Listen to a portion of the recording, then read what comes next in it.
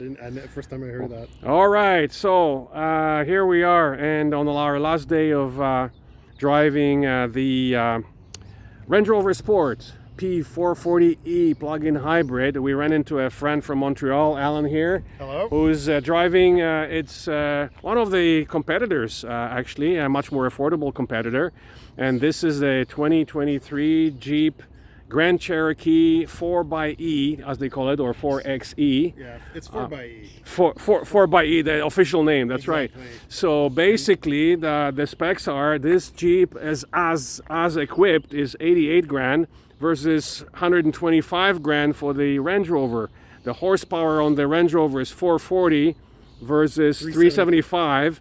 But guess what? The acceleration numbers are identical, 5.4 seconds for both. 5.3 for this 5.3. So It's the Jeep is actually quicker. Now, keep in mind this is a Trailhawk version. That's why the tires they look the way they are. We positioned both cars in the off-road position, which is the high suspension. They are both equipped with air suspension, which you can regulate using on-screen menus.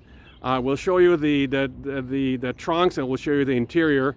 They are quite both luxurious. So I guess you can call the Range Rover an elite off-roader, where the Jeep is everyman's off-roader, luxury off-roader, obviously.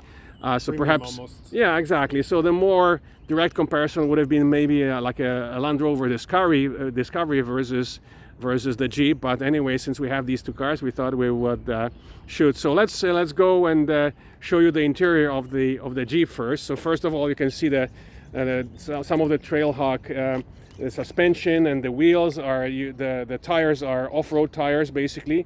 So they'll suck gas and electricity equally.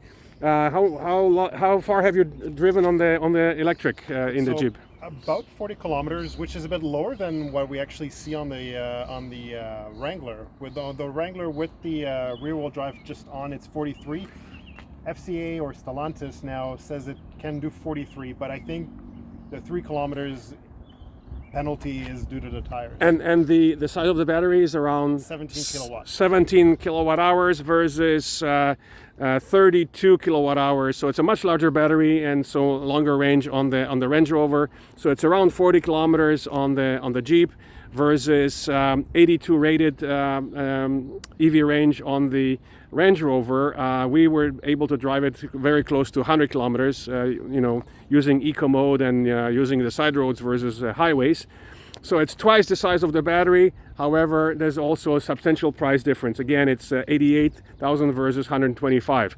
You can buy another electric car for the difference between the two. So let us show you the interior. It's quite luxurious. The Jeep Trailhawk. Trailhawk and blue sticker.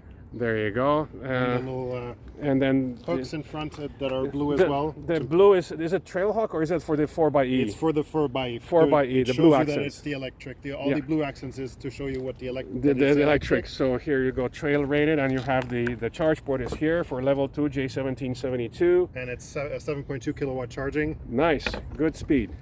And then you have the luxurious interior here with 3 screens. There is a passenger screen as well, which is amazing for a car in this category. So very luxurious. You have a big opening sunroof, just like in the Range Rover. Beautiful leather seats. Lots of space everywhere. Back screens as well. You have, okay, let's show them the screens, because Range Rover doesn't have it. At 40 grand more, there you go. This Jeep comes, again, amazing sunroof, and you have the 2 passenger screens as well. So that's a Jeep option. Exactly. But like you said, as equipped, it's 88 grand. Exactly, as equipped. So versus almost 130 grand for the Range Rover. So there you go. Normally we should be taking them off-roading somewhere, but we're not gonna do that. So we're just gonna show you the trunks of both cars, I guess. Compare, they're very similar size. So let's pop the trunk on both of them. We'll do it. Now, the one thing that the Range Rover surprisingly doesn't have is the foot kick opening of the trunk. So here's the Range trunk. We'll show you a couple of little neat that I haven't actually, we forgot to shoot it on our main review video, so I'm just gonna show it now. So you have these 2 buttons here on the side, and when you press them, the seat backs of the second row fold automatically. And then similarly, you can raise them by pressing these buttons again. I guess you have to press them the other way. And so they close. And the other thing that you have here, which you can barely see, it's lowering, because right now the car is very high in its off-road position.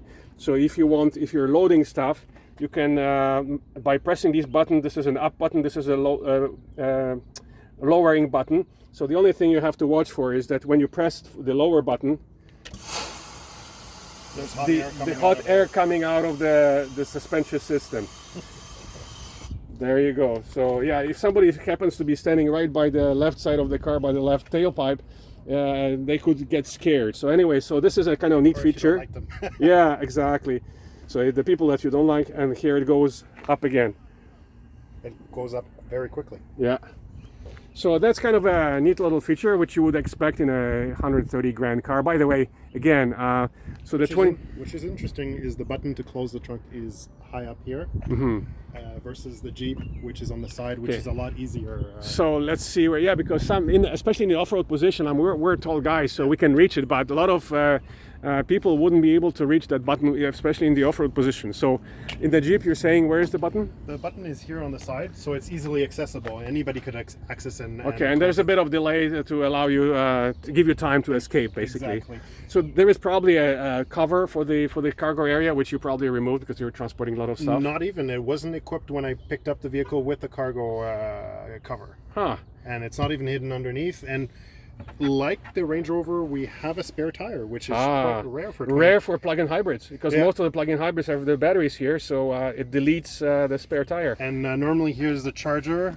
That's none of the press cars come with the cables, charging cables. I actually had it. I left you it. had it? Oh, okay. I left it at the place that I'm staying. Okay. But it did have the charging cable. Yeah. So for some reason, we found a lot of the press cars don't come with the charging cable. I don't know if the other journalists lose them or something, but anyways. So let us show you what's under the trunk floor here.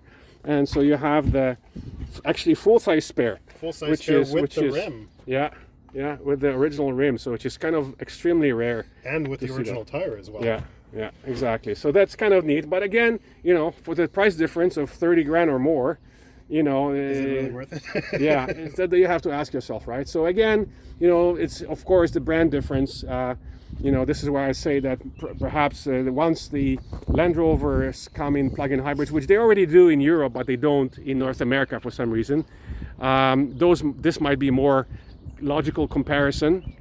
But then when you talk about the Grand Wagoneer, which is not available in a plug-in hybrid, the Grand Wagoneer is over 100 grand as well. Yeah. So that 120 sometimes. The one I had was 120K. There you go. So that might be if there was a plug-in hybrid version of that might be a more direct comparison with. But that's a 3-row, right? So exactly. Then you would have to go up to basically a full-size Range Rover long wheelbase. Yeah.